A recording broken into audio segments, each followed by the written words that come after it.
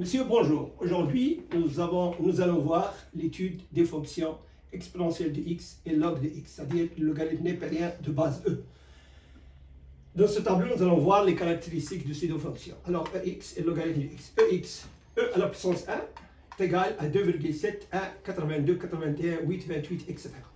Ex, la fonction ex, peut s'écrire sous la forme d'une série convergente qui est égale à 1 plus x carré sur 2 factoriel plus x3 sur 3 factoriel, etc. x4 plus sur 4 factoriel, etc. Ex, c'est une fonction croissante. Le domaine de définition de ex est R. Et ex, il est toujours supérieur à 0.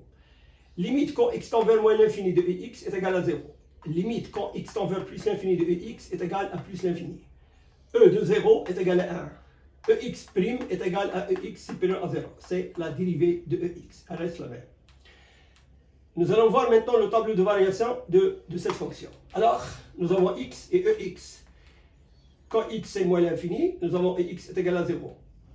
X est égal à 0, ex est égal à 1. Ex est égal à 1, x est égal à 1, ex est égal à e. Et quand x tend vers plus l'infini, ex tend vers plus l'infini. Donc, comme vous voyez, c'est une fonction croissante qui va de 0 vers 1, vers e et vers plus l'infini.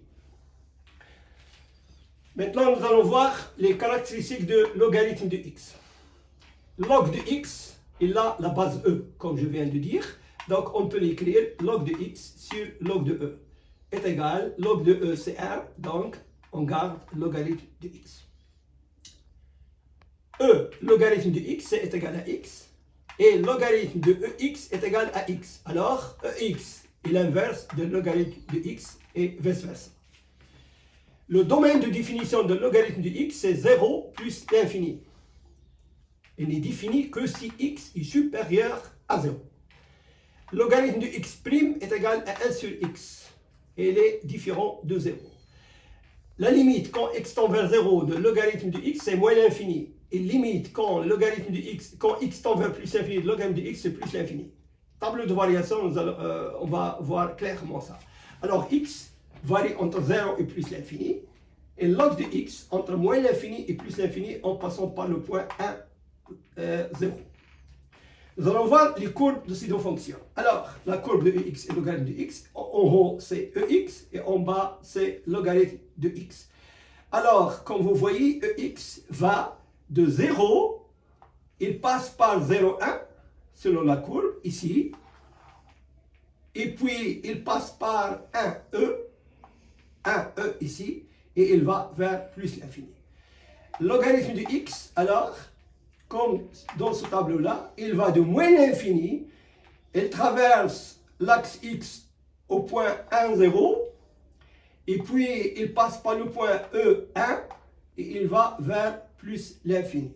Et d'ailleurs, à titre indicatif, toutes les formes de ex, que ce soit e ou a, par exemple ax, si a est supérieur à 0 et a différent de 1, ils ont cette forme-là, à condition que a soit positif. Que ce soit par exemple 27 à la puissance 2x ou 10 à la puissance x, etc. De même pour le logarithme de x. Alors, on passe maintenant pour voir les règles de calcul de ces deux fonctions. E de x plus y est égal à ex multiplié par ey. E de moins x, c'est 1 sur ex. E de 0 est égal à 1. E de x à la puissance r est égal à exr.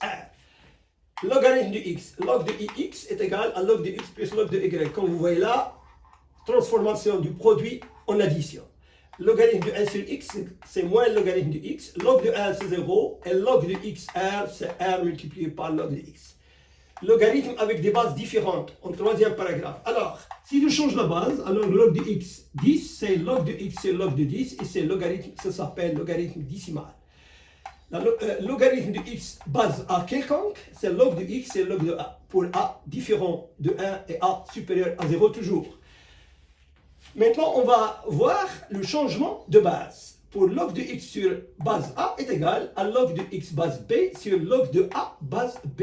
Changement de base, on va voir cette démonstration. Alors, si je pose y est égal à log de x base a, cela implique que a à la puissance y est égal à x, implique que que le logarithme de a à la puissance y base b est égal à log de x base b, et ceci implique que y multiplié par log de a base b est égal à log de x base b.